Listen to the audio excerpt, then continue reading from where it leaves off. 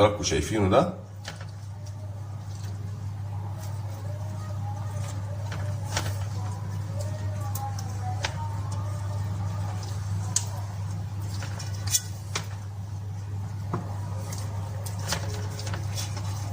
بالشكل ده يا جماعه. وهنا برضو هنبتدي نرص بقيه السردين بتاعنا بالشكل ده. تمام، خلاص خلصنا رصينا السردين بتاعنا زي ما حضراتكم شايفين. هنجيب بقى اخر حاجه خالص اللي هو صوص الزيت بالكمون، وهنبتدي نرش من فوق على السمك زي ما حضراتكم شايفين كده.